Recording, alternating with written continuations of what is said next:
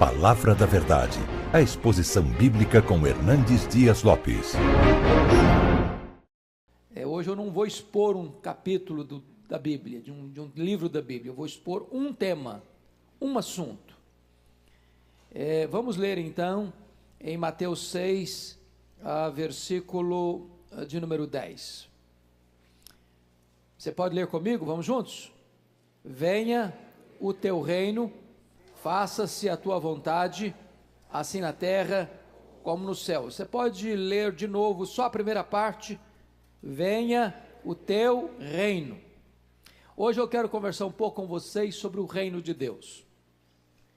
E já vou definir o reino de Deus nas palavras de Donald Crabel, que escreveu, na minha opinião, um dos melhores livros destas últimas décadas, O Reino de Ponta Cabeça. E eu diria para você que o reino de Deus é um reino de ponta cabeça.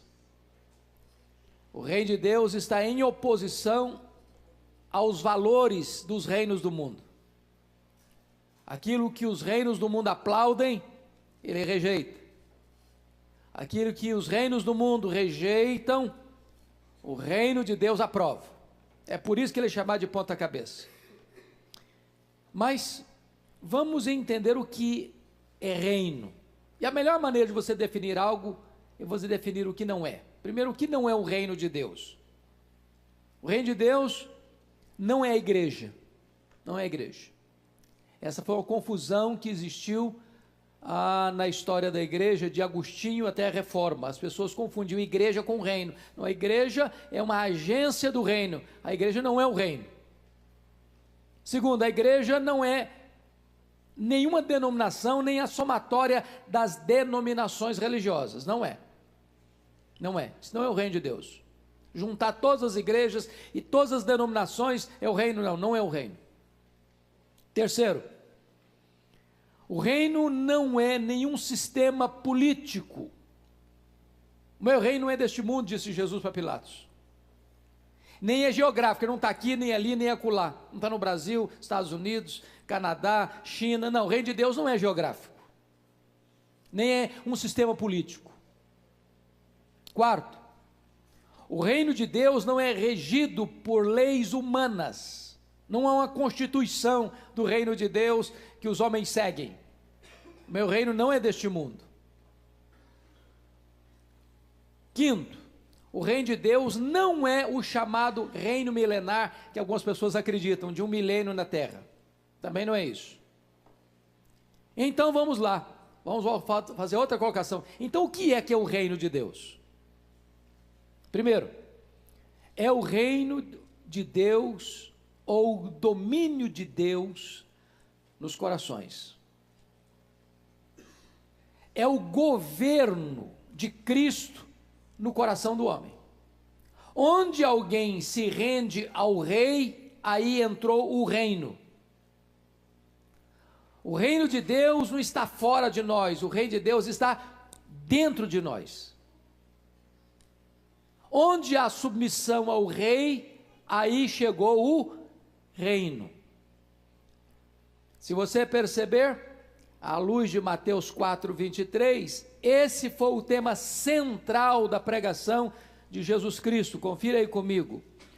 Mateus 4, 23, percorria Jesus toda a Galileia, ensinando nas sinagogas, pregando o evangelho do reino. O evangelho do reino. Esse foi o tema da pregação dele.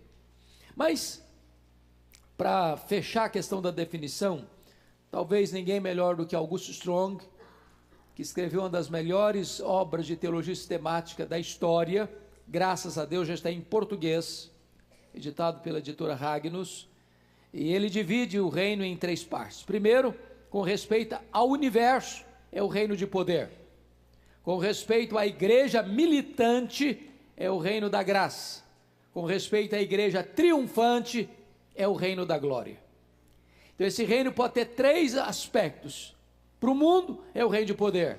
Para a igreja aqui é o reino da graça. Para a igreja de lá do céu é o reino da glória. Pois bem, agora eu vou começar a argumentação para mostrar para você por que este reino é chamado de um reino de ponta cabeça. Vamos começar a partir da pregação do Cântico de Maria. Você já leu o Magnificat, o Cântico de Maria? Maria era uma espécie de adolescente na época ainda, muito jovem. E o Cântico de Maria, registrado em Lucas, capítulo 1, 51 a 53, sobretudo, é uma obra revolucionária. Só mesmo o Espírito de Deus podia inspirar Maria a dizer o que disse. Porque o que ela disse, quando ela disse, como ela disse, é algo revolucionário. Se não, vejamos, é uma revolução geral, porque está escrito no verso 51 que Deus dispersou os que alimentavam pensamentos soberbos. Ela está falando num contexto de Império Romano, dos Césares que se sentiam verdadeiros deuses. E uma jovem da pobre cidade de Nazaré vai dizer que Deus é aquele que dispersa os que alimentam pensamentos soberbos. Deus não está nem aí com os soberbos. Deus não se curva à agenda dos soberbos. Segundo, revolução política. Verso 52 de Lucas 1, Maria diz que Deus derrubou dos seus tronos quem? Os poderosos. Isso é uma revolução política. Isso é os céus conspirando contra a terra. É Maria reconhecendo que quem manda não é a terra, quem manda é o céu. É Deus quem levanta reinos, quem abate reinos, quem coloca reis no trono e tira os reis do trono. Terceiro, uma revolução social. Olha o versículo 52. Ele exaltou os humildes. Meus irmãos, isso para a época era uma revolução. Quem eram os exaltados na época? Os poderosos, os ricos, aqueles que detinham as rédeas do poder nas mãos. Mas o reino de Deus vira mesa. O reino de Deus inverte os papéis. O reino de Deus exalta os humildes. Mas em quarto lugar, o Magnificat traz uma revolução econômica. Porque no verso 53 diz que Deus encheu de bens os famintos e despediu vazios os ricos. Não é uma revolução isso? Aqueles que têm, perdem o que têm. Os que não têm, recebem o que não têm. É isso o reino de Deus. Ele vira a mesa. É um reino de ponta cabeça. Mas vamos olhar agora o reino de ponta cabeça na pregação de João Batista. Você pode conferir isso em Lucas 3, 4 a 6. E esse reino traz 4 surpresas, 4 abalos e 4 mudanças radicais. Primeiro, João Batista diz que os vales vão ser aterrados. Segundo, João Batista diz que os montes vão ser nivelados. Terceiro, João Batista diz que os caminhos tortos vão ser endireitados. Quarto, João Batista diz que os caminhos escabrosos vão ser aplainados. Eu pergunto a vocês, você acha que João Batista está falando de estrada? De topografia? De engenharia de trânsito? É disso que ele está tratando? E a resposta óbvia é claro que não. O que representa vales aterrados? O que é um vale? É uma depressão entre duas montanhas. Aqueles que vivem curtindo a dor do desprezo, da autoestima achatada, sentindo um zero à esquerda, menos do que nada, esses vales vão ser o quê? Aterrados. As pessoas vão ser valorizadas. O que são montes? Um monte pensa em quê? É um terreno que se inclina, se empina para o céu. Retrato de quê? Soberba, altivez, orgulho. O que acontece? O trator de Deus passa nessa montanha. O reino de Deus bota abaixo o que se exalta. O que significa caminho torto? Vida dupla, hipocrisia. O reino de Deus faz o quê? Alinha isso, reto. O que é caminho escabroso? A palavra escabroso aí traz a ideia de fora do lugar. O que é que está fora do lugar na sua vida? O que está fora do lugar na cidade? O que está fora do lugar no governo? O que está fora do lugar na economia? O que está fora do lugar no comércio? O que está fora do lugar na realidade espiritual? Pois o reino de Deus vem para botar tudo que está fora do lugar no lugar. Você não acha que a pregação de João Batista foi uma revolução? Esse é o reino de Deus.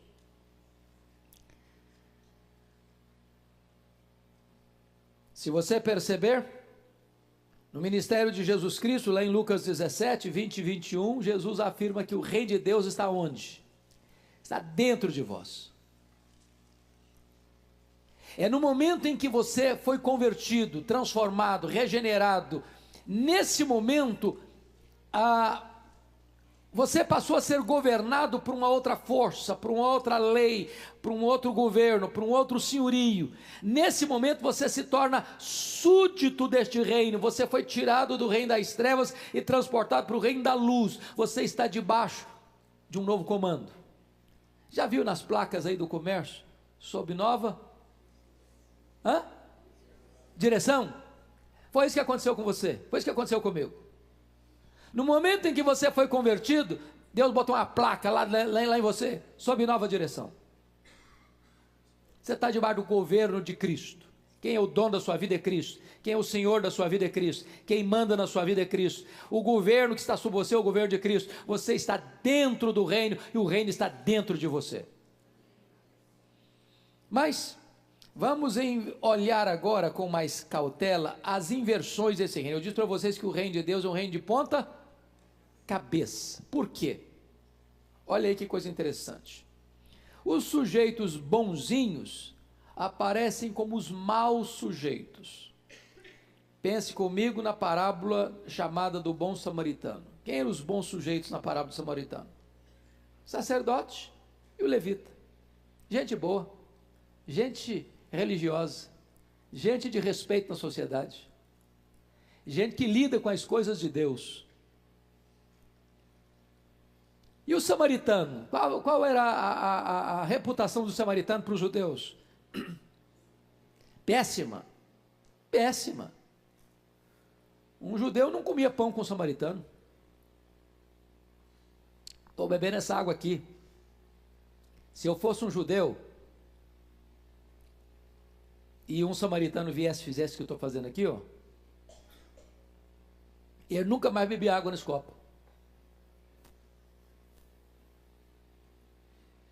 Aí Jesus pega aquele que não é, que é desprezado, e transforma o mal, o ruim, o mal falado, o rejeitado, no herói da história. No herói da história. E aquele que era o bonzinho, o sacerdote, o levita, que era o aplaudido da sociedade, como os vilões, que passam, não veem, não olham, não sentem, não fazem. Esse é o reino de Deus. Vira a mesa. Preste atenção comigo. Em segundo lugar, os que deveriam receber elogios são os condenados. Pensa comigo na parábola do fariseu e do publicano. Quem é o fariseu? É o cara que se aplaude a si mesmo. Quem é o publicano? Publicano, gente, era a pior espécie em Israel. É os cobradores de impostos, que trabalhavam para Roma, que exploravam o povo, que eram considerados ladrões, que não podiam frequentar as sinagogas, que não podiam ir nas festas. Era gente da pior estirpe na concepção do judeu. E o que Jesus Cristo faz? Vira a mesa. O fariseu que se exalta sai sem ser justificado, sem ser perdoado.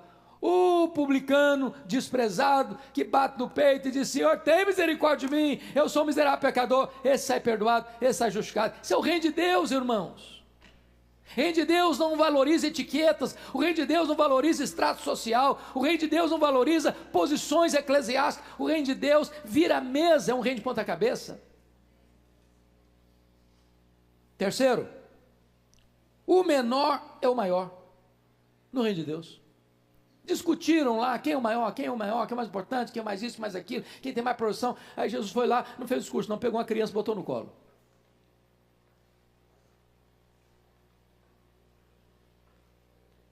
Quem não for como essa criança aqui, ó, não vai nem entrar no reino. Você quer ser grande? Seja o menor. Você quer ser senhor? Seja servo de todos. Perceberam que o reino de Deus está virando a mesa?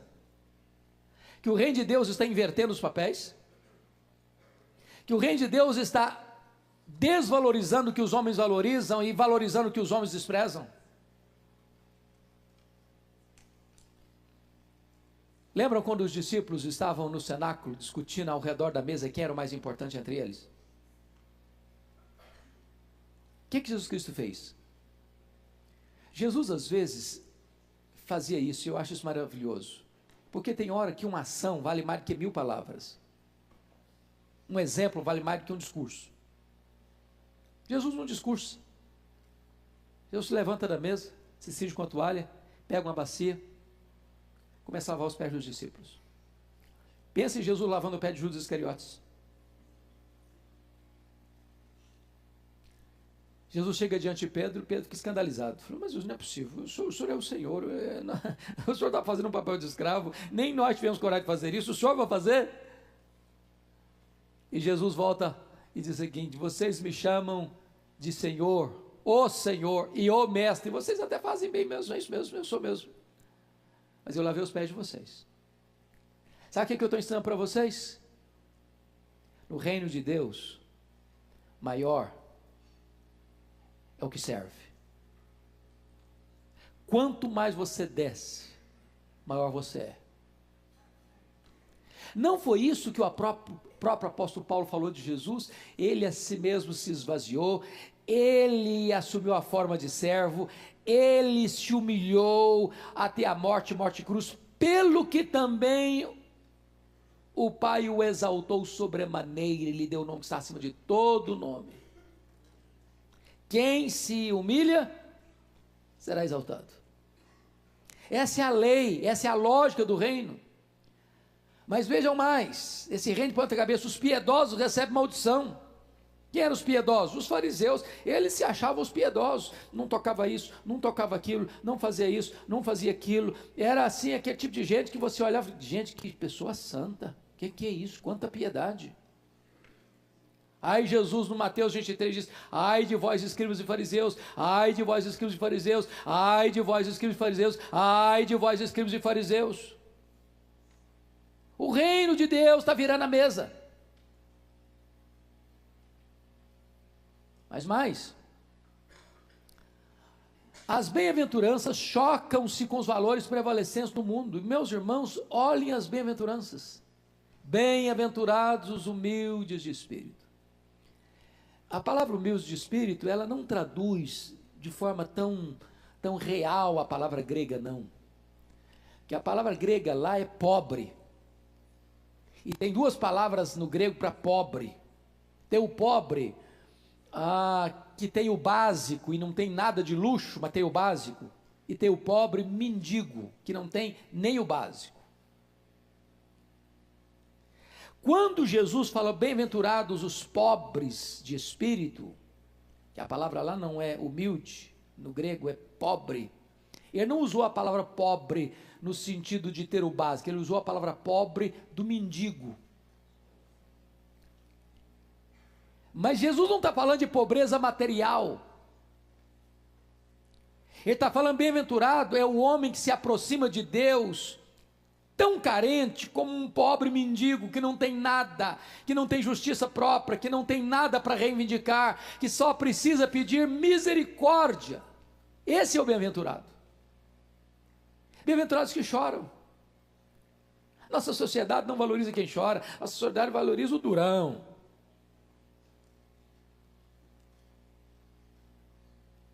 Bem-aventurado é o manso, não o bravo. Bem-aventurado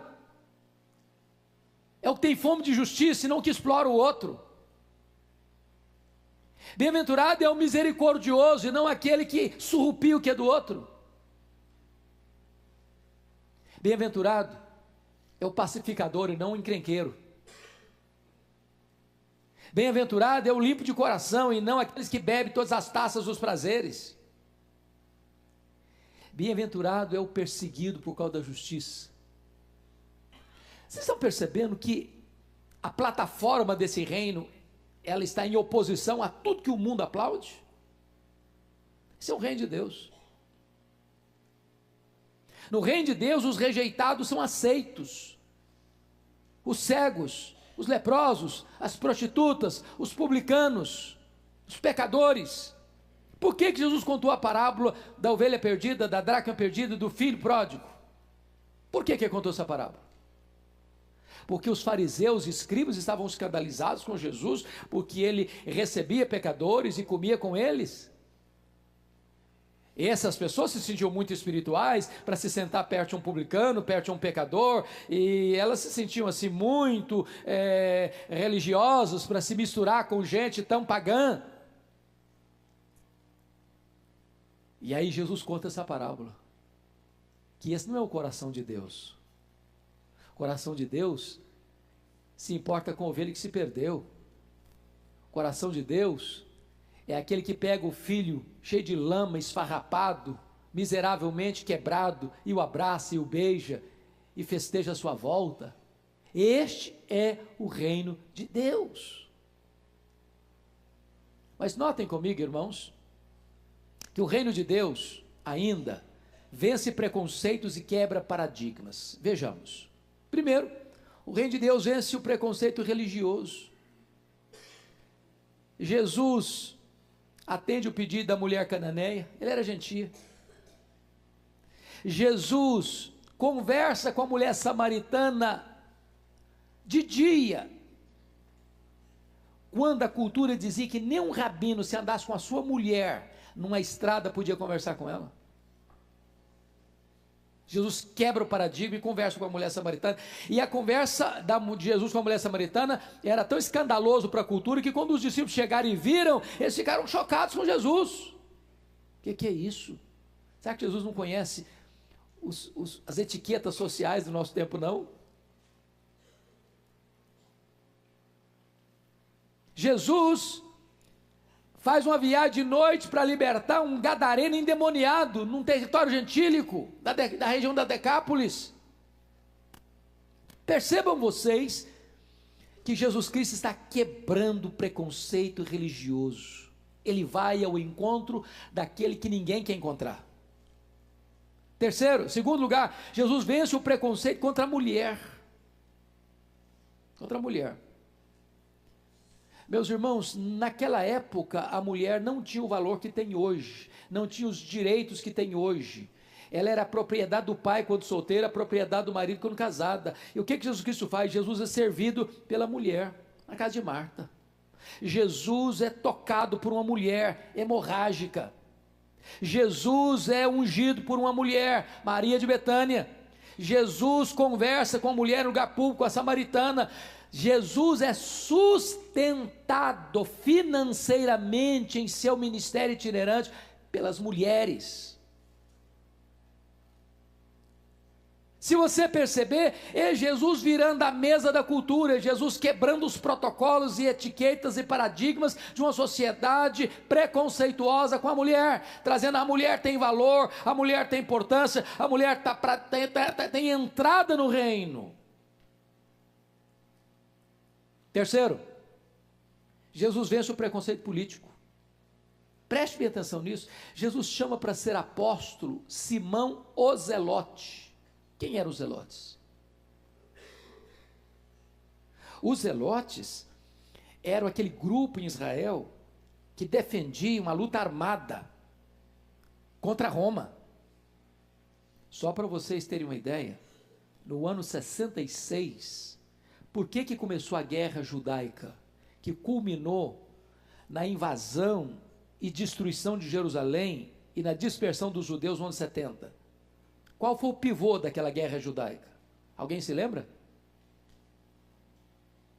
No ano 66, uma sinagoga judaica foi profanada em Cesareia Marítima, e os zelotes, que defendiam pegarem armas contra Roma, se rebelaram contra Roma. Eles não fizeram uma leitura correta. Eles não tinham condições de resistir Roma. E de fato eles foram esmagados. Roma e Jerusalém foi destruída. Os judeus foram dispersos. Do ano 70 até 14 de maio de 1948. Mas o ponto que eu estou querendo levantar aqui é o seguinte: pois Jesus chama um cara dessa ala política para ser o quê? Apóstolo.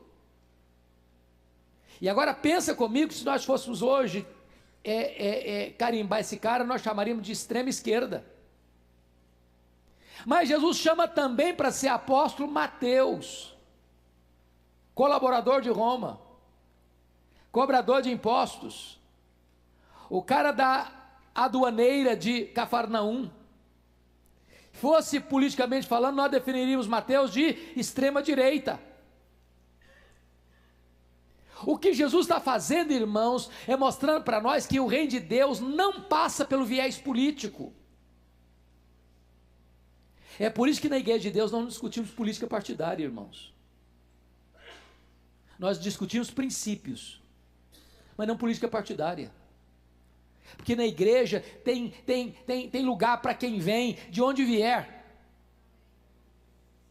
Na igreja de Deus, quando a pessoa vem, ela larga o seu partido ideológico, seja de esquerda, seja de direita, para se submeter a um outro comando, o comando do Senhor Jesus Cristo, que agora é o rei deste reino, e ele está debaixo de novo comando, nova direção.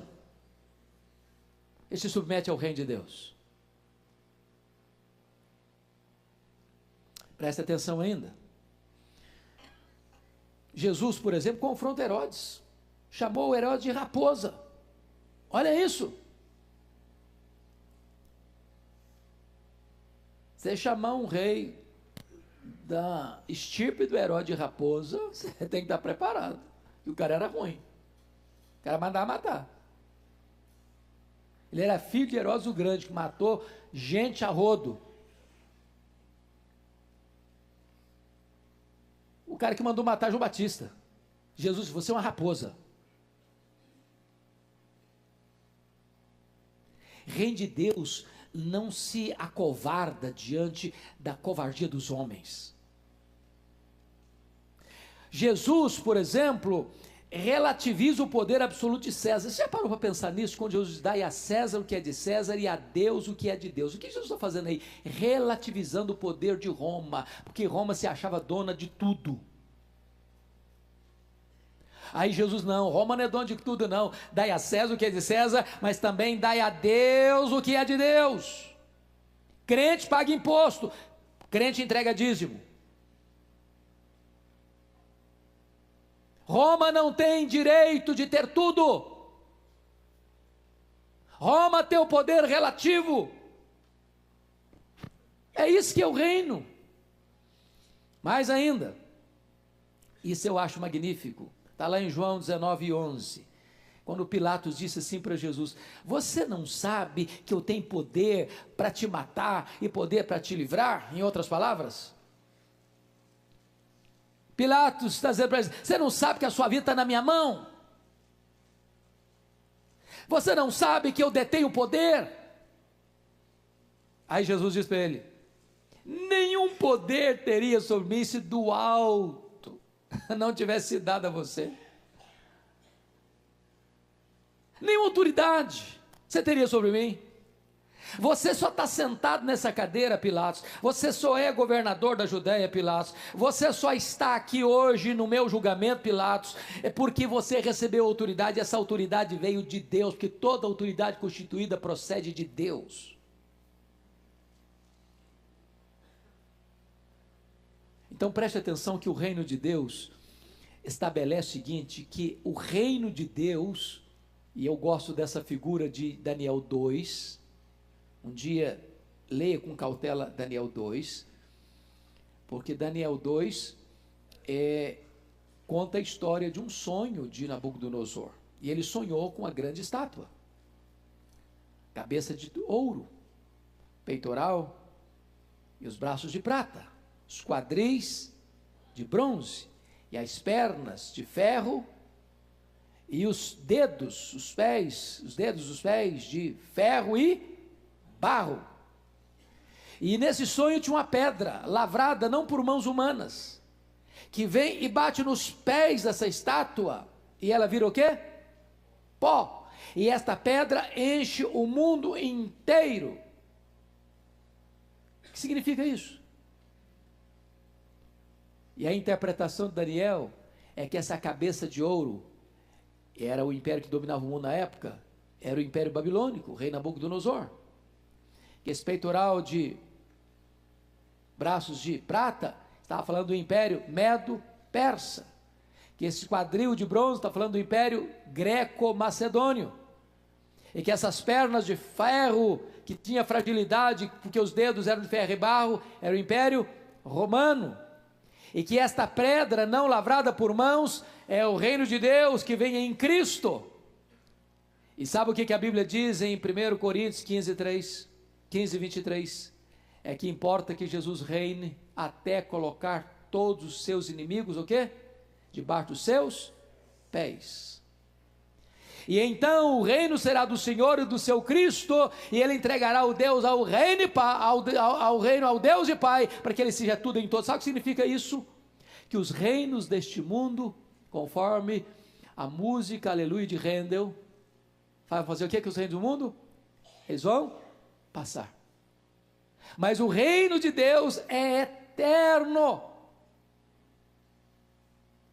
Os grandes reinos passaram, irmãos, as grandes e poderosas nações vão passar também, mas o único reino que vai dominar de mar a mar vai ser o reino de Cristo.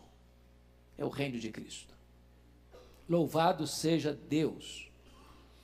Pois bem, agora vamos perceber outra coisa. O poder do reino não é manifestado com armas, ele é um reino espiritual. Entendamos isso.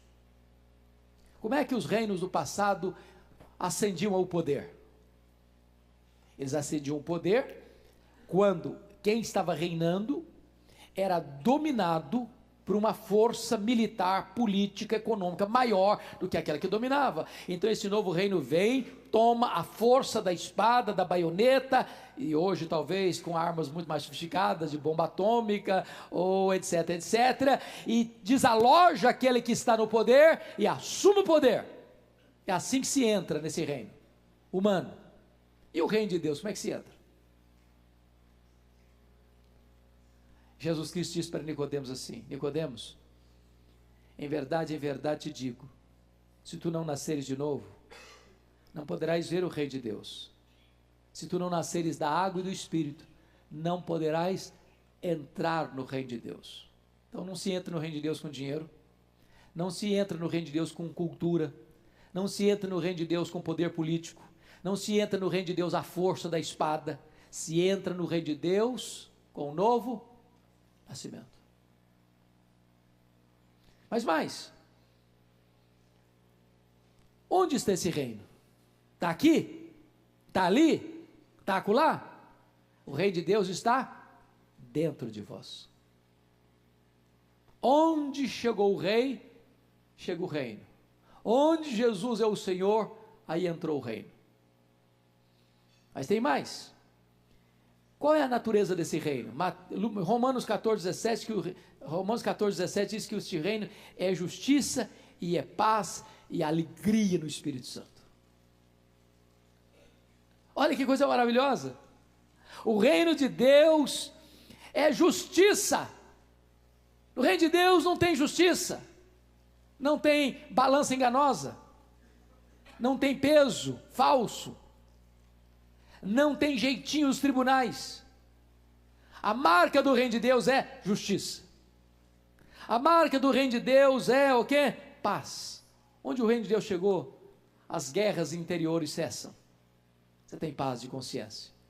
Você põe a cabeça no travesseiro e dorme. Onde chegou o reino de Deus, sabe o que tem aí? É a alegria. A alegria. Esse reino está dentro de você. Mas mais.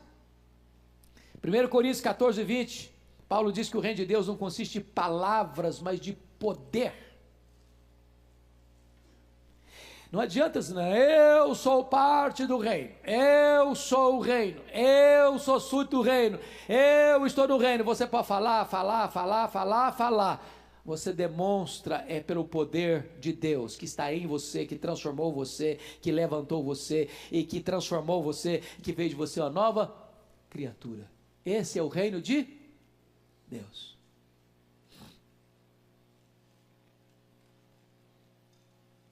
Quais são as virtudes do sul deste reino? Eles são pobres, eles choram, eles são mansos, eles são misericordiosos, eles têm fome e sede de justiça, eles são pacificadores, eles têm um coração limpo, eles sofrem injustiça, e em vez de ficarem amargos e darem o troco, eles se alegram, porque são perseguidos por causa da justiça. Eles são o sal da terra, eles são a luz do mundo. Esses são os súditos deste reino. Mas vamos ver outra coisa. O reino de Deus,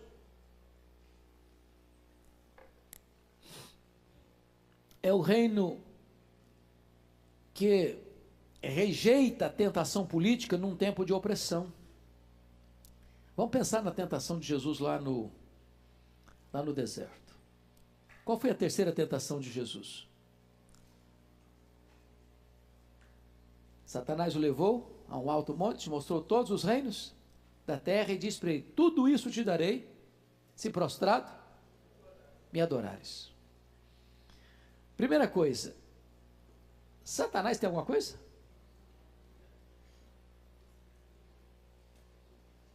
Ou ele está blefando aqui? Está prometendo o que não tem? Você conhece gente que promete o que não tem? Satanás é o padroeiro dessa gente.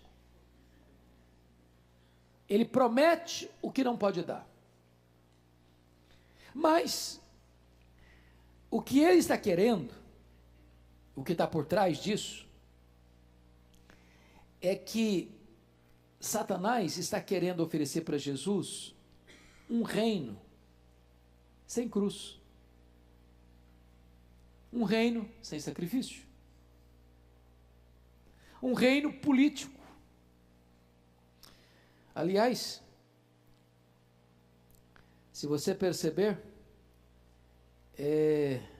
Jesus rejeitou o uso da força bruta como maneira certa de governar os homens. Ele estabeleceu um novo modelo de governar os homens. Não é pela espada, não é pela força. É pelo novo coração, a nova mente, a nova vida, a transformação de dentro para fora. O reino, ele domina não pela força da espada, mas pelo amor. Pelo amor. Esse é o reino de Deus. E este reino é o reino que vai derrubar todos os outros reinos. Os outros reinos virão um pó, e o reino será do Senhor e do seu Cristo. Se você perceber, Jesus, diante da tentação religiosa, da piedade do templo, lembra quando Satanás, na segunda tentação, levou Jesus para onde? Para o pináculo do templo. E disse para ele: joga daqui para baixo. Está escrito: dará ordem aos seus anjos para que te guardem, para que não tropeces em alguma pedra. Se você parou para perceber, Satanás, quando cita a Bíblia, sempre cita com a motivação errada. Ele usa a Bíblia para tentar. E ele é um péssimo intérprete, porque ou ele acrescenta ou ele tira alguma coisa. Palavra de Deus na boca do diabo não é palavra de Deus, é palavra do diabo. Ele tirou uma pequena frase do texto do Salmo 91, porque o texto lá está dizendo: para que te guarde em todos os teus caminhos. Você só tem promessa do livramento de Deus quando você anda em todos os caminhos de Deus. Deus não tem compromisso de nos livrar nas nossas loucuras. Se nós fizermos opção por andar por outros caminhos que não os caminhos de Deus, nós não temos mais a promessa do livramento de Deus. Satanás queria que Jesus fizesse um milagre sem necessidade para se aparecer. Isso não é fé, isso é presunção. Isso não é confiança, isso é tentação. Então preste bem atenção nisso. No reino de Deus, Jesus choca qualquer tentativa de usar a religião de forma errada, a espiritualidade do templo de forma errada. Foi por isso, irmãos, que Jesus Cristo chocou as regras humanas impostas pela religião prevalecente da sua época. Por exemplo, ele violou as leis do sábado. Eu pergunto a vocês, Jesus quebrou o sábado? Sim ou não? Não. O que Jesus quebrou então? As regras que os judeus haviam criados para legislar sobre o sábado. Mas essas regras que eles criaram, que foram as suas tradições, que foram se acumulando e foram ocupando o espaço e até suplantando a palavra de Deus, não eram palavra de Deus. Nós precisamos ter muito cuidado para não transformar costumes religiosos em verdades absolutas. Porque um costume pode ser antigo e não ser bíblico. E Jesus virou a mesa mesmo, e curou no sábado.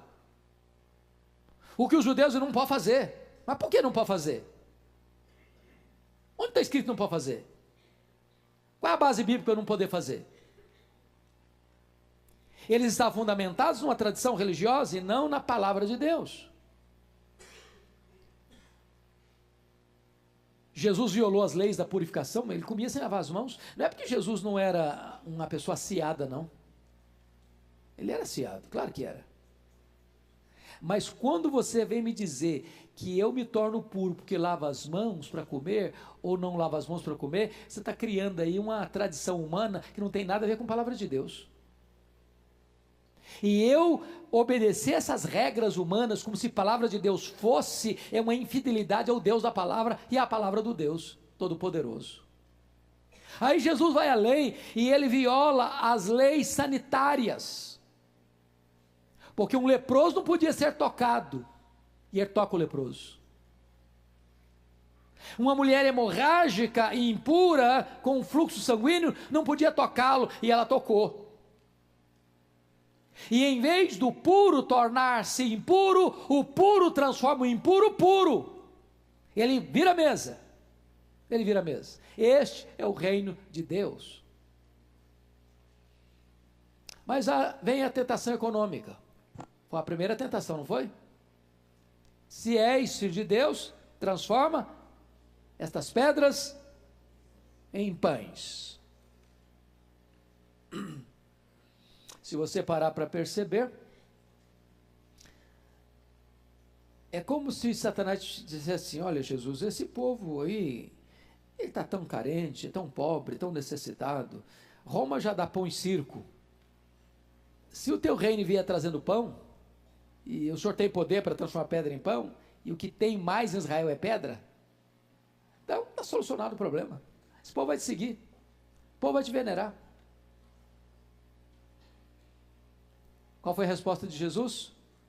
Não só de pão viverá o homem, mas de toda a palavra de Deus. Mais tarde, em João 6, versículo 15, a multidão tenta Jesus. Em que contexto a multidão tenta Jesus? Depois que Jesus multiplicou pães e peixes, eles queriam fazer Jesus rei. Esse é o Messias. Esse é o homem da panaceia. Esse é o que vai resolver todos os nossos problemas. Esse é o que vai multiplicar pão e peixe para nós. Vão resolver o nosso problema financeiro. E diz a Bíblia que Jesus fugiu deles. Que ele não veio para isso. Ele não veio para isso. O reino de Deus não consiste em comida e bebida. O reino de Deus é justiça, paz e alegria do Espírito Santo. Por isso, irmãos queridos, é hora de nós pararmos um pouquinho agora, ainda para olhar um outro aspecto. Nós ainda temos alguns minutos para avançar um pouco sobre o reino de Deus. O reino de Deus é aquele que traz boas novas aos excluídos. Os excluídos. Boas novas para os deserdados da ordem econômica. O Senhor Jesus Cristo, lá em Lucas 4,18, falou de evangelizar os pobres. E Paulo, na sua carta aos Coríntios, diz que não são muitos de nobre nascimento que são chamados. Você percebe isso? Quando o camarada confia na riqueza dele, ele tem um grande problema de ser convertido. Para o camarada ser convertido, ele tem que abrir mão de toda outra confiança, seja na sua inteligência, seja no seu poder, seja no seu dinheiro, seja na sua saúde, seja na sua força, seja na sua influência. Ele tem que arriar as armas.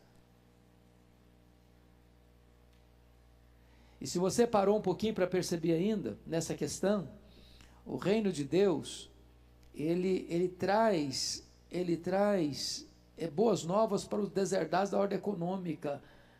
Quando Jesus vai, por exemplo, lá para Gadara e liberta aquele gadareno, você já parou para perceber por que Jesus permitiu que aqueles 6.000 demônios, uma legião, saísse do homem e entrassem 2.000 porcos? Se você fizer essa leitura do ponto de vista econômico, você diz, puxa vida, mas que prejuízo, que prejuízo. Mas por que Jesus permitiu isso? Para tirar a máscara da sociedade que valoriza mais porcos do que gente, mais coisas do que pessoas. Enquanto o homem não reconhecer que o dinheiro dele não pode levá-lo ao céu, mas é um estorvo, porque ninguém pode servir a dois senhores, ele não pode entrar nesse reino. É por isso, irmãos amados, que quando você entra nesse reino, a primeira coisa que você desapega é do dinheiro. E eu acho maravilhoso quando João Batista está pregando sobre o batismo de arrependimento no Rio Jordão, e as pessoas chegarem e perguntaram assim, mas o que nós vamos fazer? Qual é a prova que nós fazemos parte desse reino, que nós fomos arrependidos? E ele respondeu assim, quem tiver 2 túnicas, dê uma. Quem tiver comida, faça o mesmo. Aí você pergunta assim, mas então quer dizer que se eu ajudar os pobres, eu sou salvo? Não, não. João Batista não está falando aí da causa da salvação, ele está falando aí da consequência da salvação. Ele está dizendo o seguinte, que quem é salvo pela graça, tem um coração o quê? Generoso. Generoso. Então ninguém entra nesse reino, o reino da graça, e continua avarento. Ninguém entra nesse reino e é apegado ao dinheiro. Ninguém entra nesse reino e acumula tudo para si. Quem entra nesse reino, entra num reino que o libertou do poder econômico para ser agora um instrumento de bênção na vida das pessoas. Ele não ama mais o dinheiro, ele ama as pessoas e usa o dinheiro para abençoá-las. Mas tem mais. Você vê que o reino de Deus, ele traz boas novas para os deserdados da ordem política. Lucas 4,18, ele veio proclamar libertação aos cativos. É claro que Jesus não está pensando no cativeiro das ideologias políticas, ele está pensando de um cativeiro maior, mais sério, mais grave, chamado pecado. Ele veio proclamar a libertação dos cativos. E o homem é cativo de quê? Do diabo. É por isso que Atos 26,18 diz que quando um indivíduo é convertido, ele é tirado da potestade de Satanás para Deus. Antes da conversão, o camarada está debaixo do domínio, do governo, do controle de Satanás. Está num reino de trevas. Ele é súdito desse reino. O que o reino de Deus faz? Pega essa pessoa e quebra esse jugo, quebra essas algemas, tira ele do reino das trevas, tira ele do poder de Satanás, vai lá na casa do valente, onde esse camarada está subjugado e dominado guardada em segurança por Satanás e seus demônios, e o Senhor Jesus vai lá, amarra o valente, tira a armadura do valente, e pega você, pega a mim, pega a nós, e nos transporta de lá, e nos leva para o reino da luz. Este é o Evangelho, este é o reino de Deus. Mas o reino de Deus traz boas novas para os deserdados de saúde do corpo. Está escrito em Lucas 4,18, ele veio para trazer vista aos cegos.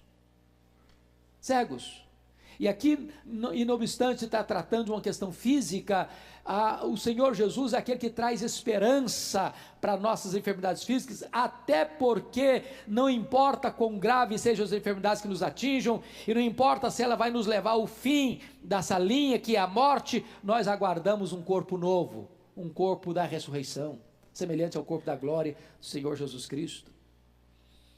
Notem vocês que o reino de Deus traz boas novas aos deserdados da ordem moral e espiritual. Lucas 4,18 diz que ele trará libertação aos oprimidos. E finalmente, ele traz uma reconstrução mundial. Ele anunciará o ano do jubileu, o ano aceitável do Senhor. O ano do jubileu, irmãos, acontecia de 49 em 49 anos. E essa era uma lei maravilhosa que tinha Israel, no sentido de que se você vendisse uma terra hoje para alguém, essa terra pertencia a essa pessoa há 49 anos. Depois de 49 anos que você usou, explorou, tirou dos frutos dessa terra e pôde se enriquecer, agora essa terra volta para o seu antigo dono. É o ano do perdão, é o ano do recomeço, é o ano da restauração. E sabe o que está dizendo? Ele não está preocupado com a questão de terra, ele não está preocupado com a questão de herança, ele não está preocupado com a questão de propriedade. Ele está dizendo que o ano aceitável do Senhor é quando Deus entra na sua vida e perdoa os seus pecados, e perdoa as suas dívidas, e dá para você sua herança eterna. Este é o ano aceitável do Senhor. Esta é a mensagem do reino de Deus. Pois bem, queridos, deixa eu concluir esta palavra com vocês sobre o reino de Deus. A necessidade de entendermos isso. O reino de Deus, ele veio para virar a mesa e não aceitar a religiosidade fabricada, forjada pelo homem para oprimir as pessoas em vez de libertá-las. Deixa eu lhes dar apenas dois exemplos. Vocês se lembram da chamada oferta corbã? Quem se lembra do que é corbã? Essa palavra é comum para vocês? Não? A oferta corbã está lá em Marcos, capítulo 7, 10 a 13. Os sacerdotes, você sabe que lá em Israel tinha dois grupos essenciais, os principais, os fariseus e os saduceus. Os fariseus eram aquelas pessoas mais dedicadas ao estudo da lei, à observância da tradição dos anciãos, eram os separados. Se você começar a ler a história deles lá no começo, era uma bênção. Eles visaram manter a tradição das escrituras, a firmeza das escrituras, de um revivamento em época da helenização do mundo, mas depois foram os perdendo, e a forma tomou lugar da essência. Os saduceus era a classe sacerdotal, que já estava junto com Roma para explorar o templo para se locupletarem. Eles eram favoráveis a Roma. Então tudo enchia o bolso deles. As festas, as pessoas vinham de diversos lugares do mundo, elas não podiam trocar a moeda lá no país de origem, tinha que vir aqui na praça do templo, porque tinha um câmbio oficial. E eles cobravam taxas abusivas para trocar a moeda estrangeira, porque não podia comprar o sacrifício na praça do templo com moeda estrangeira. Mas isso era apenas um arranjo econômico. E mais, o cara não podia trazer os animais para o sacrifício de casa também não, tinha que comprar lá na praça do templo, com preços escorchantes, abusivos. E aí Jesus um dia vai lá, vira a mesa daquele negócio, vira a mesa dos cambistas, vira a mesa, abre as gaiolas das pombas, solta todas as ovelhas e faz uma revolução ali. Vocês transformaram a casa de oração, a casa do meu pai, em covil de salteadores. O que é um covil? Quem pode me definir o que é covil? Hã? Desculpa, eu não estou ouvindo. Desculpa, gente, eu sou meio surdinho mesmo. Fala mais alto. Covil, é alcateia. Alcateia, que é o coletivo de lobos. O que é covil? Hã? Esconderijo de quem? Esconderijo de ladrões. Covil é um local onde o ladrão rouba alguém e corre para a toca. Se esconde. Eles estavam transformando o templo, a casa de Deus, no esconderijo de ladrões. Sabe o que eles arrumaram? Eles chegavam para você é um rapaz, um homem, tem um pai já idoso, uma mãe idosa. Aí você tem muitas propriedades. Sabe o que eles faziam, os sacerdotes? Olha, vamos fazer o seguinte, vamos fazer um contrato. E você vai doar os seus bens para a igreja, tá? Para o templo. Esse dinheiro ia para o bolso deles. E se você fizer isso, você está meio brigado com seus pais, você não precisa dar nada para os seus pais. Você está isento. Você não precisa ajudar, não. Porque você fez um compromisso conosco, uma aliança conosco aqui, de que esse dinheiro vai ser destinado ao templo. E isso significa oferta corbã. E você está dispensado de socorrer seus pais. Isso era oferta corbã. E eles estão fazendo o quê? Quebrando um princípio. Com a oferta, entre aspas, que parecia espiritual. Estou dando para a igreja, estou dando para o templo, estou dando para a obra. Estavam negligenciando a lei de Deus que diz: honra teu pai e a tua mãe. Em outras palavras, o templo estava sendo armado para explorar as pessoas. Os líderes estavam sendo espertos em saquear o povo. E o reino de Deus, num gesto de Jesus, chega e vira a mesa. E vira a mesa. Vira a mesa. Segunda coisa que eu quero chamar a sua atenção, que o reino de Deus é capaz de chocar a gente, de Jesus aproximar-se de gente que era considerada imunda. Pense comigo. É o segundo exemplo que eu vou dar. Jesus está passando por Jericó. E tem um camarada lá que é o maioral dos publicanos. O que significa maioral dos publicanos?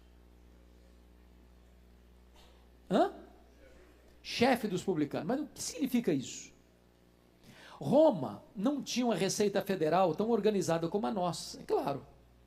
Hoje nós estamos ligados a uma rede de computador, o governo sabe tudo que você tem, de onde você vai, de onde você come. Mas naquela época não era assim, não. Roma tinha muitas províncias, e aí chegava, por exemplo, uma cidade, uma região, alguém se propunha para Roma o seguinte: olha, eu me responsabilizo contratualmente de arrecadar os impostos dessa região e repassar para os cofres da Receita Federal de Roma o valor que Roma exigir. Roma não estava nem aí se esse camarada ia cobrar mais. Roma só estava interessada em receber a parte dela. Só que esse cidadão não tinha condições de cuidar dessa região macro. O que ele fazia? Contratava pessoas para trabalhar para ele. O contratado para trabalhar para o maioral era o publicano. Então o Zaqueu era o cara que cuidava de uma região maior, contratava outros publicanos que cuidavam da sua micro-região, que repassava para o camarada que era o maioral o valor devido, podia cobrar mais do povão lá, não tem problema, isso é problema deles lá. O povo massacrado, e o maioral, recebendo dos diversos publicanos, e embolsando, porque recebia mais do que repassava para Roma. Esse camarada, o Zaqueu, rico, porque roubava do povo, sobe numa árvore, quer ver Jesus. Toma um susto, porque está olhando, mas cadê Jesus? Cadê Jesus? Quando ele olha, Jesus está debaixo dele, bate o pé. Ô Zaqueu, desce essa árvore depressa. Me convém hoje pousar em sua casa. Na casa do Zaqueu? Não, mas aí é demais, velho. esse cara é um ladrão, esse cara é um traidor da pátria, vou na sua casa. E o Zaqueu, quando chega lá, tomar de consciência de pecado, Senhor, eu resolvo, primeira coisa que eu faço é dar metade dos meus bens para os pobres. Segunda coisa, os que eu defraudei, eu vou restituir 4 vezes mais. Aí Jesus, hoje entrou salvação nessa casa. Tem gente, irmãos, que nós carimbamos. Esse aí, se for para o inferno, vai ser um favor. A gente não tem isso. A gente olha para determinadas pessoas e quer mais que ela se arrebenta mesmo. Temos nós compaixão, temos nós amor por aqueles que a sociedade odeia, rejeita. O reino de Deus, ele quebra preconceitos, ele não aceita jeitinhos, nem dos religiosos, mas ele quebra preconceitos para ir alcançar o coração mais miseravelmente perdido e resgatá-lo. Este é o reino de Deus.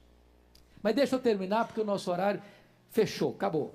Eu só quero pensar com você agora duas coisas. É que o reino de Deus, ele tem novos símbolos. E eu só citarei 3 símbolos desses. Primeiro, a bacia. Você é súdito desse reino? Então pega a bacia. Então lave os pés dos outros. Então cabe com essa altivez. Imite aquele que é o seu Senhor e o seu Mestre. Segundo símbolo é a cruz. E na cruz, quem perde, ganha. Se alguém quiser ser meu discípulo, negue-se a si mesmo. Toma sua cruz e siga-me. Quem ganhar a vida, perderá a vida. Mas quem perder a vida por causa de mim, esse ganhará a vida. Terceiro símbolo é o túmulo vazio. É a vitória triunfal de Jesus. Nós temos esperança. Hoje você e eu podemos orar assim: venha o teu reino. E aqueles que hoje oram assim: venha o teu reino, daqui a pouco vai escutar do Senhor a seguinte ordem: vinde, benditos do meu Pai, entrai na posse do reino que você está preparado desde a fundação do mundo. Que Ele nos abençoe. Amém. Vamos ficar em pé e vamos ter uma oração.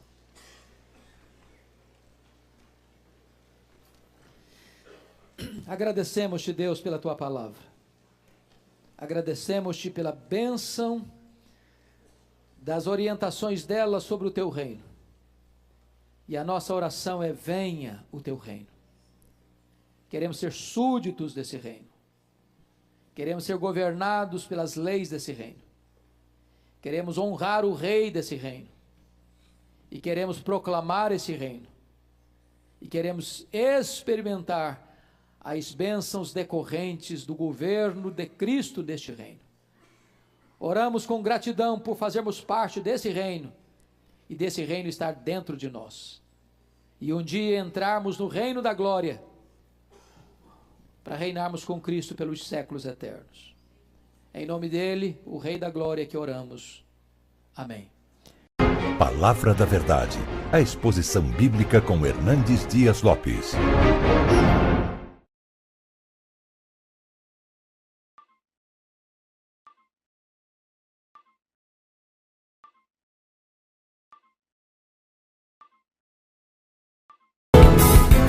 Palavra da Verdade, com Hernandes Dias Lopes. Meus amados, nós vamos então abrir a palavra de Deus no livro de Eclesiastes, capítulo 1. E faremos a leitura do verso 1 ao verso 11. Eclesiastes, capítulo 1, versos de 1 a 11.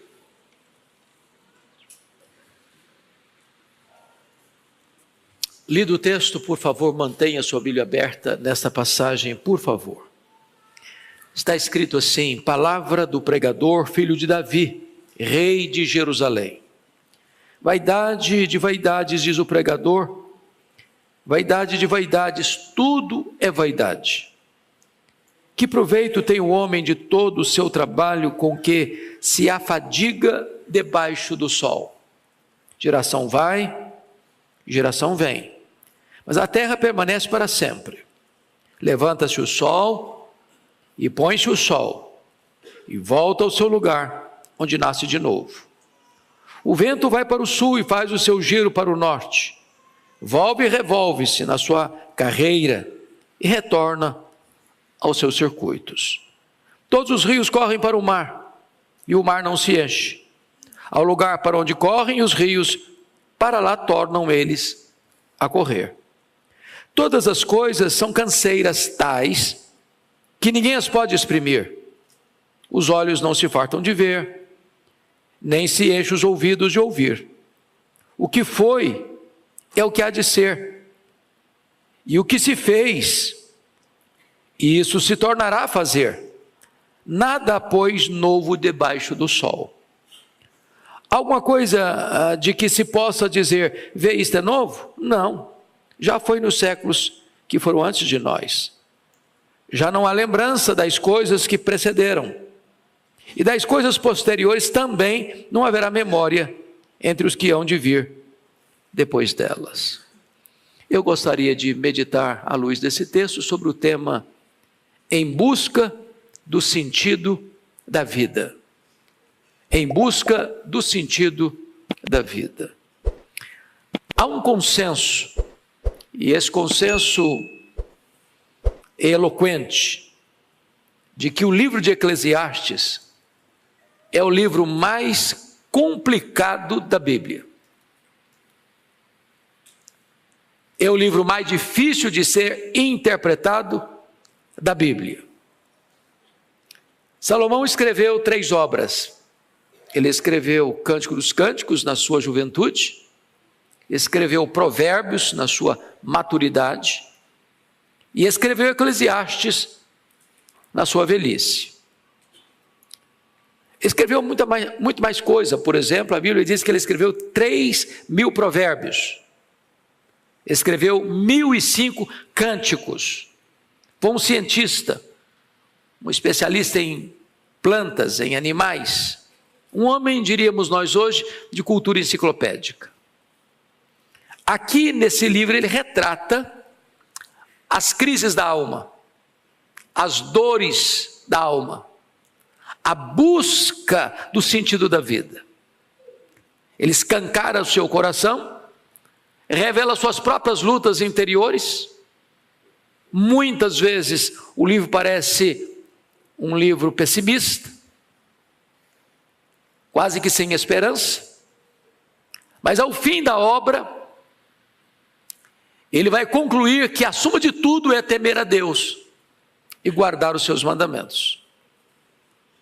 Eu gostaria então que você, com a Bíblia aberta comigo, observássemos esta passagem. E ele começa a palavra do pregador, filho de Davi, rei de Jerusalém. Notem que ele não se apresenta, eu sou Salomão. É um livro de certa forma anônimo. Por outro lado, esse verso primeiro não deixa dúvida de quem ele é, porque ele se apresenta como filho de Davi, embora Davi tivesse outros filhos, mas nenhum filho de Davi foi rei de Jerusalém. Então, dos muitos filhos de Davi, quem foi rei de Jerusalém foi Salomão. Então, não há possibilidade de alguém atribuir este livro a outro autor. Somente Salomão se encaixa dentro desta apresentação.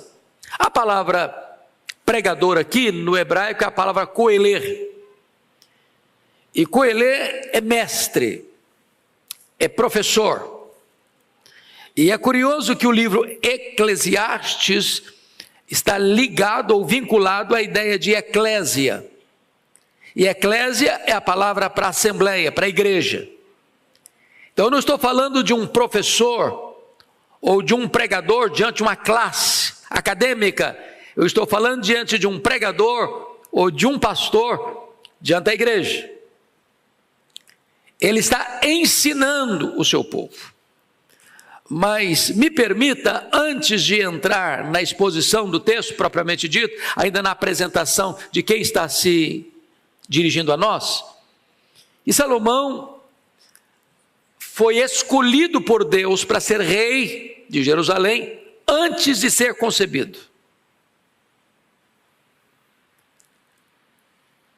Além disso, o próprio Deus o escolhe e Davi promete a Batseba de que ele seria rei, seu sucessor.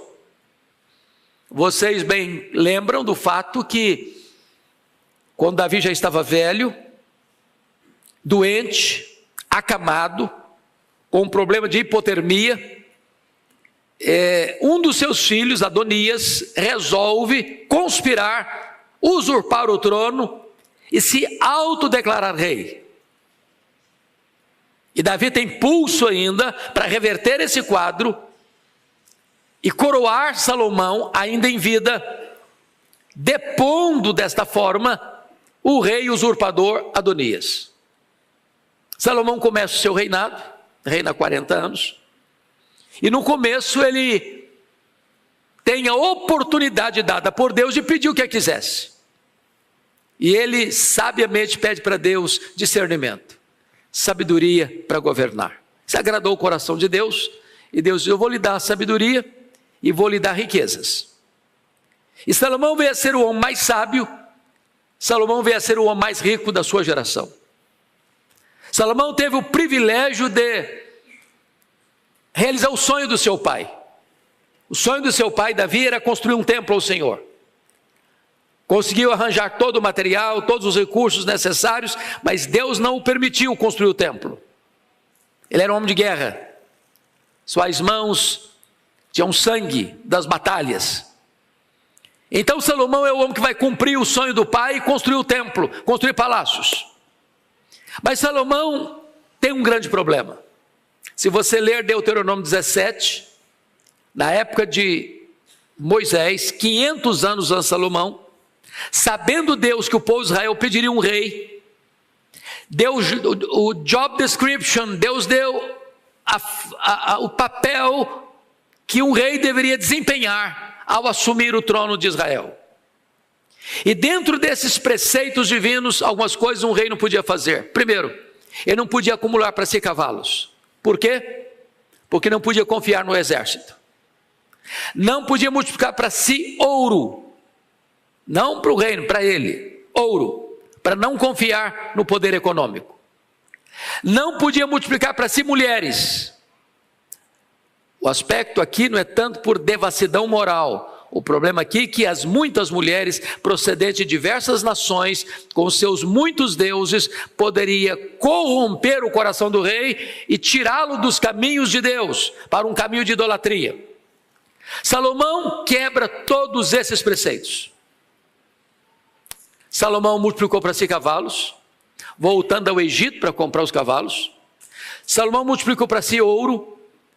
Salomão multiplicou para si mulheres, a ponto de ter no seu harém 1000 mulheres, 700 mulheres, 300 concubinas. Mas não foi só isso. Salomão resolve manter um luxo extremo, exagerado, incomum, e estabeleceu províncias para que cada uma delas sustentasse o palácio com toda a sua pompa, com todo o seu luxo, com todo o seu conforto, durante um mês. Ou seja, o rei rico, o povo pobre. Mas ele fez mais. Ele estabeleceu o trabalho escravo, feitores de escravos. Enquanto o rei nadava em luxo, em ouro, em prata, em requinte, o povo estava gemendo para pagar a conta do palácio. Mas fez mais. Ele pesou a mão sobre o povo em tributos e impostos, a ponto do povo sentir-se com o pescoço esfolado pelos tributos pesados. Mas ele fez mais. Já no final da vida, diz a Bíblia que além de viver no luxo e o povo viver na miséria, além de manter todo o luxo da corte, à custa do povo, porque não tem almoço de graça. Se alguém está luxando, alguém está pagando a conta. Ele acabou construindo capelas para os deuses das suas mulheres, e templos pagãos de frente ao templo de Jerusalém. Mas tem mais. ele acabou adorando os deuses pagãos dessas muitas mulheres. Mas tem mais. Quando a Bíblia retrata o desgosto de Deus com essa postura dele, dizendo que ia entregar o reino dele nas mãos de outro, e Deus deu o CPF da pessoa, vai ser Jeroboão, que era um feitor de escravo de Salomão. Ele persegue esse cidadão para matá-lo, e esse cidadão tem que fugir para o Egito. Mas finalmente, Salomão não faz corretamente o seu sucessor. Só tem 3 filhos de Salomão mencionados na Bíblia. Roboão era um deles, o sucessor de Salomão. Começou a governar com 41 anos, portanto o menino nasceu 1 ano antes do pai assumir o governo. Ou seja, o menino cresceu no luxo, cresceu no palácio, com seus coleguinhas, acostumado com luxo. Quando ele assume o governo, depois da morte de seu pai, no ano 931, o povo veio sob a liderança desse indivíduo, Jeroboão I, para pedir para ele aliviar os impostos, e nós vamos servir você, vamos ser leais a você. Ele insensatamente disse: não, o meu dedo mínimo vai ser mais grosso do que o braço do meu pai, eu vou castigar vocês ainda mais, vou pesar ainda mais a mão. E das 12 tribos, então 10 delas seguem a liderança cismática de Jeroboão I, e ficando apenas as 2 tribos, Benjamim e Judá, sob a dinastia de Davi. Nós estamos falando de um homem, portanto, que teve esses desvios, essas quedas, esses deslizes. E o livro de Eclesiastes, de certa forma, retrata toda essa angústia da alma desse homem que se desvia de Deus por tanto tempo, e só vai se voltar para o Senhor no final da sua vida. E possivelmente, e eu entendo assim, que o livro de Eclesiastes é um livro testemunhal. Ele está aqui na velhice, já no final da vida, depois que ele se volta para o Senhor, a suma de tudo é temer a Deus, guardar os seus mandamentos, e vai contando para nós as lutas que viveu, as angústias que viveu, as dores que viveu, as decepções que colheu, as frustrações que experimentou, numa vida sem Deus. Então, com esse pano de fundo, vamos continuar a leitura do texto que nós lemos. Versículo 2. Veja você comigo o conceito secularista da vida. Leia o verso 2 comigo, por favor, vamos juntos. Vaidade de vaidades, diz o pregador, vaidade de vaidades, tudo é vaidade. Ele está olhando para a vida apenas no ponto horizontal, apenas numa linguagem humana, terrena, temporal. Ele não coloca Deus nessa avaliação. Ele está olhando para a vida debaixo do sol, numa perspectiva puramente humana, e ele vai reduzir tudo o quê? A vaidade. Quando ele diz vaidade, vaidade, isso é ênfase no hebraico, cântico dos cânticos, né?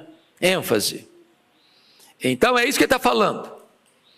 E a palavra vaidade, rebel no hebraico, é sopro, é vento, é vapor, é vaidade. Ou seja, os projetos humanos fora de Deus são castelo de nuvens diante de uma tempestade de vento. É menos do que castelo de areia, é castelo de nuvens, não tem consistência. O homem bota a mão e ele tenta palpar e não encontra sentido na vida, no dinheiro, no sucesso, na fama, nos prazeres, nas conquistas. Tudo isso não dá sentido para ele viver. Agora notem, ele vai colocar ainda um conceito secularista do trabalho. Leia o verso 3 comigo, todos nós.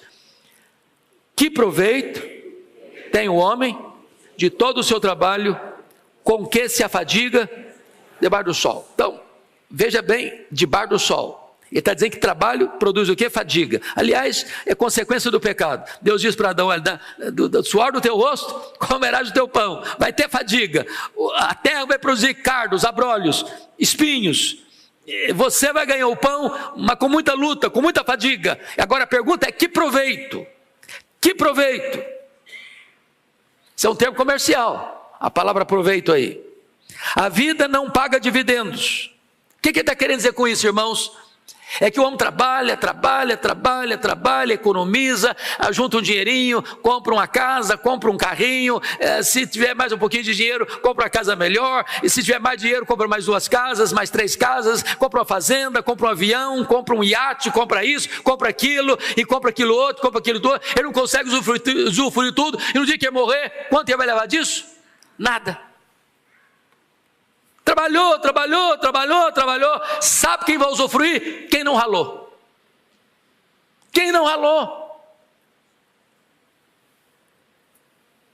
Já perceberam isso? Filhos criados em berço de ouro, via de regra não pegam no pesado? Quem trabalhou foram os avós, quem trabalhou foram os pais. Ele vai usufruir. Não custou nada para ele, ele não sabe quanto custou mesmo, não sabe quanto custa mesmo, e ele vai gastar e vai gastar. Aí Salomão está dizendo o seguinte: olha, é vaidade, porque eu me empenhei, eu ralei, eu esforcei, e daí? O que surgiu? O que sobrou? Sobrou nada. Sobrou um caixão de cedro, e mais nada. Na perspectiva humana, debaixo do sol. Isso me lembra de um banqueiro brasileiro, riquíssimo, que morreu na pandemia, a Covid-19. E a filha, chorando no funeral, disse uma frase lapidar: o mais terrível de tudo, meu pai, sendo um homem bilionário, morreu por falta daquilo que é de graça, o ar nos seus pulmões. O que como leva? Nada. Bom, mas agora ele vai fazer uma outra análise da mesmice das gerações andando em círculo. Olha o verso 4 comigo, leia o 4, toda a igreja. Geração vai, geração vem, mas a terra permanece para sempre. Então para com geração vai, geração vem. Geração lá do Egito, dos faraós, geração da Síria, do Sargão II, do Senaqueribe, geração lá da Babilônia, do Nabucodonosor, a geração lá da Pérsia, do Dario o Grande, a geração dos gregos com Alexandre, geração dos imperadores romanos, dos Césares, as gerações vão passando, geração em geração, mas o que está acontecendo? As mesmas lutas, os mesmos problemas, as mesmas angústias, os mesmos dramas, os mesmos pecados, os mesmos anseios, as mesmas guerras. Nós estamos estudando aqui na Escola Dominical, livro de Amós.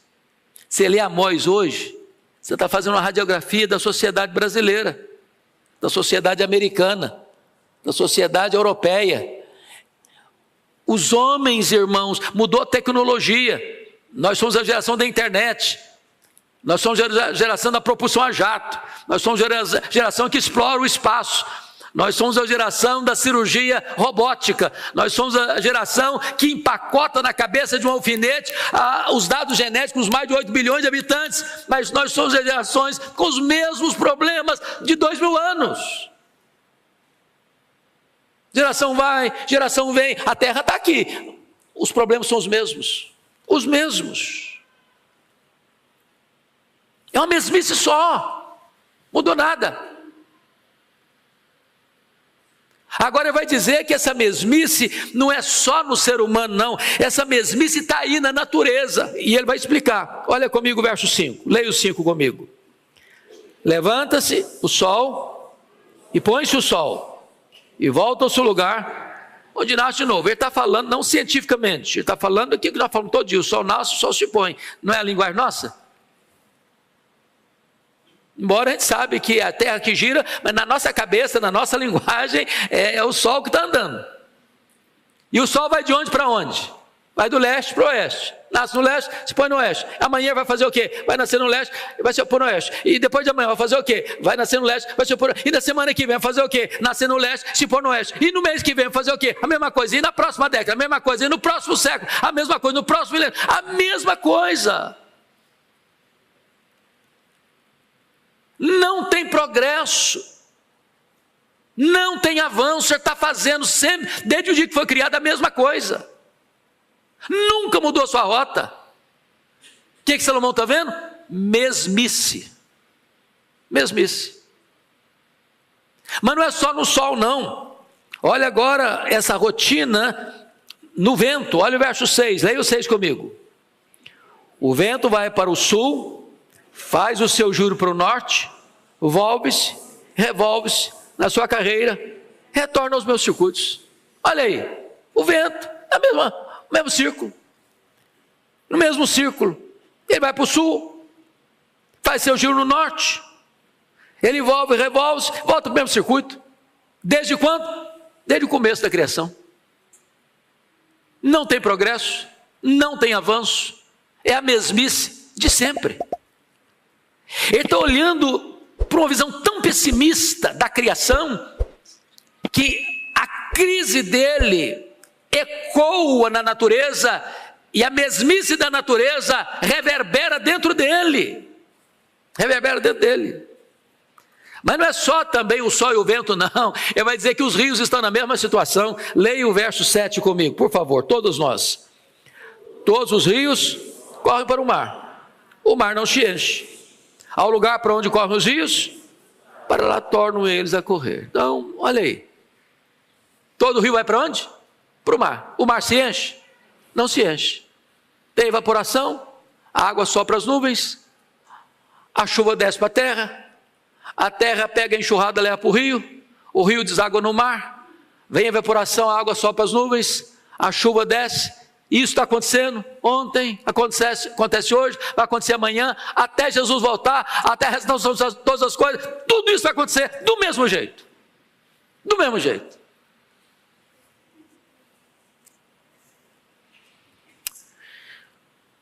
Se nós tirarmos Deus da criação, da natureza, você entra em pânico. Porque a mesmice é crônica. O que nós cremos, e nós acreditamos, e pregamos, e confessamos, é que o nosso Deus intervém. Ele intervém no sol e manda o sol parar, o sol para. Ele intervém e dá uma ordem às estrelas, elas aparecem. Ele intervém e faz o mar abrir, o mar abre. Ele intervém e faz chover ou faz cessar a chuva e ele faz a coisa acontecer.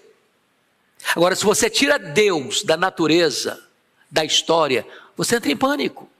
Parece que a vida perdeu o sentido. É uma mesmice crônica. Mas notem agora que essa procura pelo ser prossegue em Salomão numa insatisfação absoluta, nada consegue satisfazer a vida dele. Olha o versículo 8 comigo e leia comigo o verso 8. Todos nós. Todas as coisas são canseiras tais que ninguém pode as exprimir. Os olhos não se fartam de ver, nem se enchem os ouvidos de ouvir. Então vamos entender aqui, olha a crise desse homem, olha o desespero desse homem. Estou falando do homem mais sábio, do homem mais rico, do homem mais poderoso, do homem que tem a mesa mais farta, do homem que tem as roupas mais caras, do homem que tem as camas mais visitadas pelas mulheres mais belas do mundo. E ele tem uma grande insatisfação. E ele está dizendo para nós aqui que todas as coisas, não algumas coisas, todas as coisas são canseiras tais, que não dá nem para descrever. E ele começa a detalhar a insatisfação dos olhos. Nós olhamos e voltamos a olhar. E nunca nos fartamos de ver. Nunca chegará o dia que você vai dizer assim, eu já vi tudo, não quero ver mais nada, agora eu quero que apague a minha visão. Eu quero continuar vendo. Porque os olhos são insaciáveis. Você ouviu e continuou ouvindo. E amanhã vai ouvir de novo. E jamais você vai dizer, eu não quero ouvir mais nada, eu quero cessar esse sentido que eu tenho da audição. Os ouvidos são insaciáveis. Há uma busca que não se encontra. Essa é a angústia desse homem.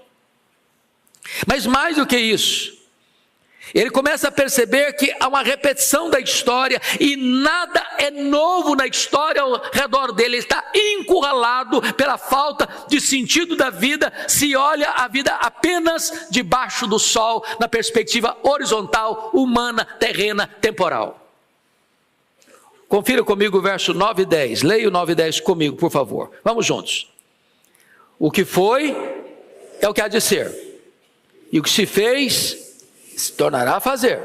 Nada há, pois, novo debaixo do sol. Verso 10. Alguma coisa de que se possa dizer, vê, isto é novo? Não. Já foi nos séculos que foram antes de nós. Então vamos entender isso aqui. Ele está dizendo que não há novidade. O que está acontecendo hoje? O que aconteceu na época dele, 1000 anos antes de Cristo, 3 mil anos de nós. Então, o que acontece? Nascimento e morte. O que acontece? Celebração e choro. O que acontece? Conquista e perda. O que acontece? Paz e guerra. O que acontece? Acordos e conflitos. O que acontece? Esperança e desespero. Não é isso que você está vendo? É isso que existia 3 mil anos. Não tem nada novo. Você tem novas tecnologias, mas o problema do homem é o mesmo. As crises são as mesmas. Os pecados são os mesmos. A cobiça é a mesma. A vaidade é a mesma. Os sonhos são os mesmos. E aí ele vai dizer uma coisa assim interessantíssima. No verso 11, não há lembrança. O que ele está querendo dizer com isso? Está querendo dizer com isso que pessoas e acontecimentos passam pela nossa vida e passam. E ficam lá atrás. Por exemplo, se eu fizer uma pergunta aqui no auditório, honesta e simples, quem aqui, nesse auditório, me cita o nome do seu tataravô e da sua tataravó? Quem sabe? Mas foram pessoas importantes da sua família. Você não se lembra? Sabe o que significa isso? O seu tetraneto não vai saber que você existiu? Desculpa me dar essa notícia para você. Você nem vai ser lembrado. As pessoas passam. E não há lembrança. Vocês se lembram da fala do John Lennon, dos Beatles, de Liverpool? Ele afirmou na década de 70, depois de 10 anos que estavam no auge, nós somos tão conhecidos, nós somos tão relevantes, nós somos tão amados, que nós somos mais famosos do que Jesus Cristo. Bom, John Lennon foi assassinado em 1980 por Mark David Chapman. E só os mais apreciadores dos Beatles sabem de cor o nome dos 4 componentes da banda. Você sabe?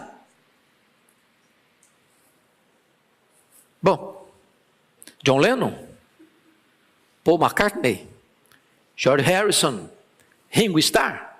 Eu sei porque eu tomei nota. Também não sabia.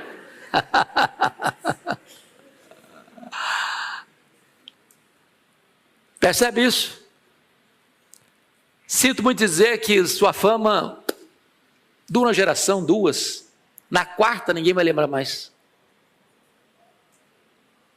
Ele está desesperado com essa realidade. Bom, me permita agora fazer uma aplicação. Se eu parasse aqui, falei, puxa vida, então é desesperador, não?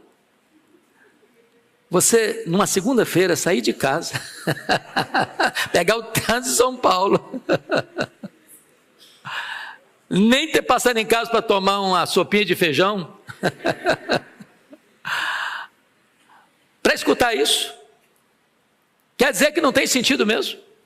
A vida não faz sentido mesmo? É esse vazio mesmo, essa vaidade toda mesmo? E eu quero dizer para você que o segredo para interpretar esse texto está no versículo 3. Que proveito tem um homem de todo o seu trabalho que se afadiga debaixo do sol? Ele está olhando a vida debaixo do sol. Sabe por que tem tanta gente hoje pulando do prédio, se esborrachando no asfalto? Tendo muito dinheiro, tendo sucesso e fama, tendo beleza física. Porque eles estão olhando a vida só debaixo do sol. E olhar a vida só debaixo do sol não traz esperança.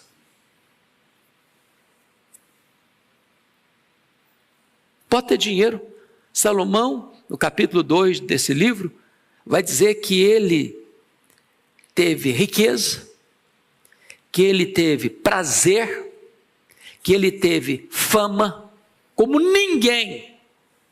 E olhando a vida só debaixo do sol, o que ele encontrou foi bolha de sabão, foi vaidade, nada, exprimia e não saía nada. Agora, você e eu que viemos aqui, olhamos a vida acima do sol. Você olhamos a vida na perspectiva de Deus, da eternidade. E nós afirmamos com toda a força da nossa alma que nós não olhamos a natureza com essa visão pessimista. O Salmo 19 diz que o sol agora percorre como um noivo, com a sua beleza, com o seu garbo, com o seu encanto, e você olha para o sol e não adora o sol, você olha para o sol e glorifica o Criador do sol, porque ele traz vida, calor, saúde, esperança. Agora você olha o amanhecer não como um ciclo da natureza que se repete, se repete, se repete. Você olha para amanhã e diz: as misericórdias de Deus se renovaram sobre mim a cada manhã. Você começa o dia entusiasmado, a vida faz sentido. Você agora olha para a vida, e a vida não é uma bolha de sabão, não é um vapor.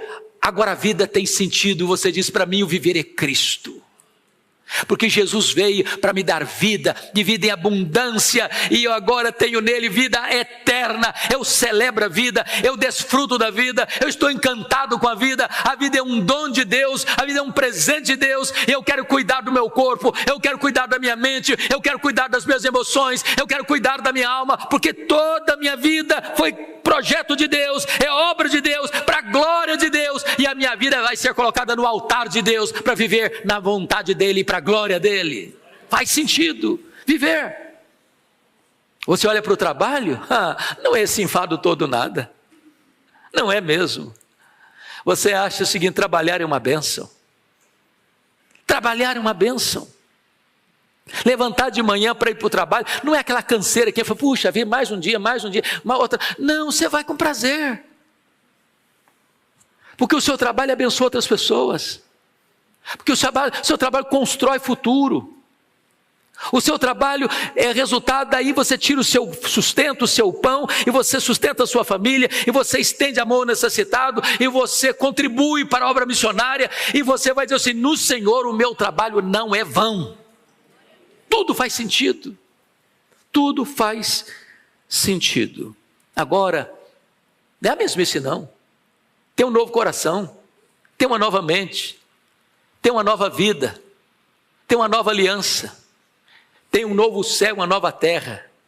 Tudo se faz novo, e você encontra então o sabor da vida, o privilégio da vida, porque você não está olhando a vida só debaixo do sol. Você está olhando a vida acima do sol e contemplando aquele que é a razão da existência do próprio universo, em busca de sentido da vida. Não encontra esse sentido nas coisas. Você encontra o sentido da vida no Deus Criador de todas as coisas. Eu quero concluir dizendo que eu estava de férias, certa feita, e quando posso, eu gosto muito de caminhar na praia. Esse é o meu hobby principal nas férias. Levantar de madrugadinha para ver o sol nascer, caminhando na areia. E percebi que quando eu saía para a caminhada, tinha uma moça que ficava no pátio do hotel, como que numa espécie de yoga, com as pernas cruzadas, olhando para o sol, para o céu. Aí, quando eu voltei, o sol já tinha nascido, já estava brilhando, e ela estava lá, numa liturgia, adorando o sol. E eu, curioso, me aproximo dela, e a hora que ela deu uma pausazinha, eu perguntei: o que você está fazendo? Ela me disse: eu estou adorando o sol. O sol é maravilhoso, o sol é encantador, o sol é belo, o sol enriquece, o sol ilumina, o sol aquece, o sol fertiliza, o sol dá saúde. E foi fazendo elogios ao sol. Eu fiquei até animado com ela, de tanta coisa linda que ela falou do sol. E eu disse: eu também adoro. É mesmo? Você adora? Eu falei: adoro. A quem você adora? Eu respondi: eu adoro o Criador do sol. É maior do que o sol, é mais lindo que o sol, é mais poderoso que o sol. Ele pode preencher o vazio do meu coração que o sol não consegue. Esse é o Criador que eu quero apresentar a você. E falei para ela de Jesus. Hoje você pode sair daqui, não apenas contemplando a beleza da criação, mas encantado com o Criador, porque só Ele, em Jesus o seu Filho, pode dar sentido à sua vida. Que Deus nos abençoe.